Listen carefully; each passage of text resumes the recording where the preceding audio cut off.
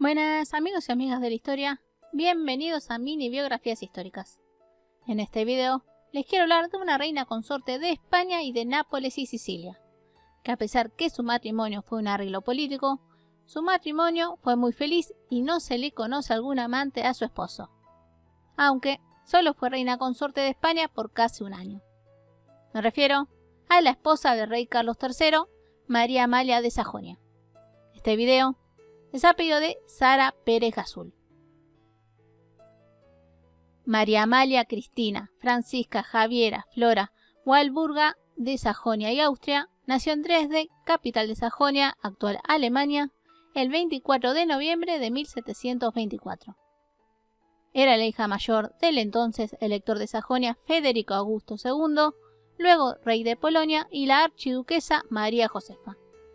María Amalia tenía 7 hermanos y 6 hermanas. Sus primeros años los pasó en Dresde y a partir de 1733 en Varsovia, cuando su padre se convierte en rey de Polonia.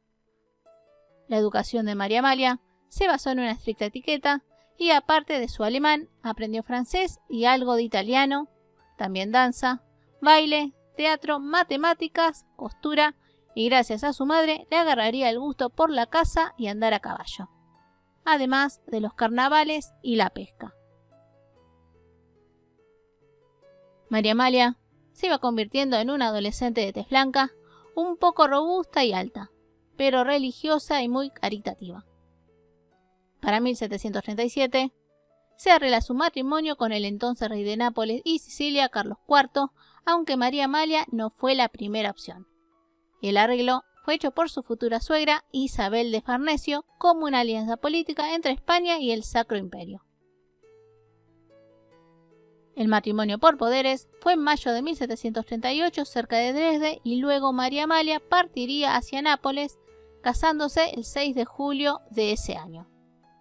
María Amalia tenía 14 y Carlos 22 años, convirtiéndose María Amalia en reina consorte de Nápoles y Sicilia.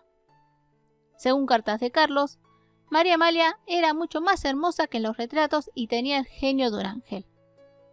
La verdad es que se enamoraron y tuvieron un hermoso matrimonio y rompiendo las costumbres, la pareja siempre permaneció en la misma habitación, cuando la costumbre era que cada uno tuviera la suya aparte.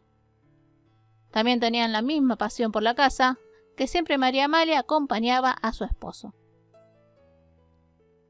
Como reina consorte, tuvo una muy fuerte influencia política, dando consejo a Carlos y participó activamente en asuntos estatales, a tal punto que provocó la caída política de muchas personas. También fue la que impulsó la construcción del Palacio de Caserta, aunque no pudo verlo finalizado. María Amalia y Carlos tuvieron un matrimonio feliz, como dije, y a Carlos no se le conoce ninguna infidelidad y tuvieron en total 7 hijas y 6 hijos.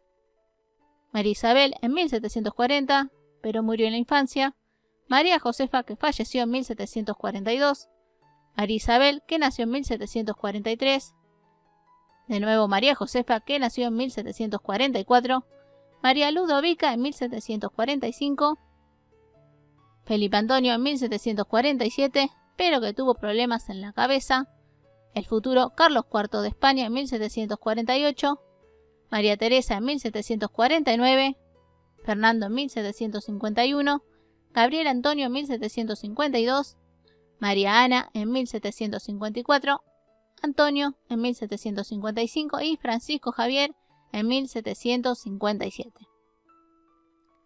Bueno, como vamos viendo, la tarea de toda reina era traer hijos y María Amalia lo cumplió, aunque se sabe que su carácter se volvió más agrio y trataba mal a sus subordinados.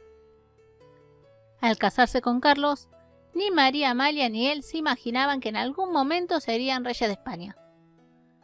Pero en 1759 moría el medio hermano de Carlos, Fernando VI, sin descendencia, por lo que Carlos abdica como rey de Nápoles y Sicilia, quedando en su lugar su hijo Fernando, que en ese entonces tenía 8 años, apoyado por ministro de confianza de Carlos. María Amalia no volvería a ver nunca más a su hijo. Ahora toda la familia estaba en Madrid y María Amalia se convirtió en reina consorte de España y su marido como Carlos III. El tema ahora era la relación que tenían María Amalia y su suegra Isabel de Farnesio. Se sabe que Isabel quería seguir metiéndose en los asuntos políticos y esto traía problemas entre suegra y nuera. La cuestión que Carlos se saca de encima a su madre. La llegada de María Amalia a España trajo la costumbre navideña del Belén, o sea, los pesebres. Pero a la vez, María Amalia extrañaba el clima, los parajes y los palacios de Nápoles. También, ya al arribar a España, María Amalia sabía que no se encontraba bien de salud y su marido eso también se dio cuenta. Y a pesar de las medicinas, las oraciones, junto a las sangrías practicadas, hicieron que el 27 de septiembre de 1760 María Amalia falleciera a los 37 años debido a la tuberculosis, siendo enterrada en el Panteón de los Reyes en el monasterio del Escorial. Carlos quedó destruido con su muerte, y es más, diría que en 22 años de matrimonio, este es el primer disgusto serio que me da Amalia. Y el dolor que me ocasiona tan irreparable pérdida es igual al tierno amor que le profesaba. La verdad es que luego de la muerte de su esposa, Carlos no se volvería a casar y ni siquiera se le conoce que haya estado con alguna mujer.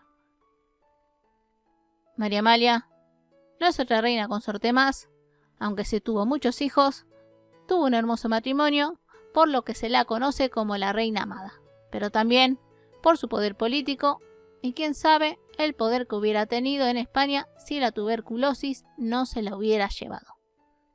¿Ustedes qué opinan? ¿Ella hubiera influido en la historia española? Aunque sí lo hizo con esto del pesebre. Bueno amigos y amigas, espero les haya gustado el video. No se olviden su like y de compartirlo. Les mando un muy fuerte abrazo y nos vemos en el próximo video. Besos.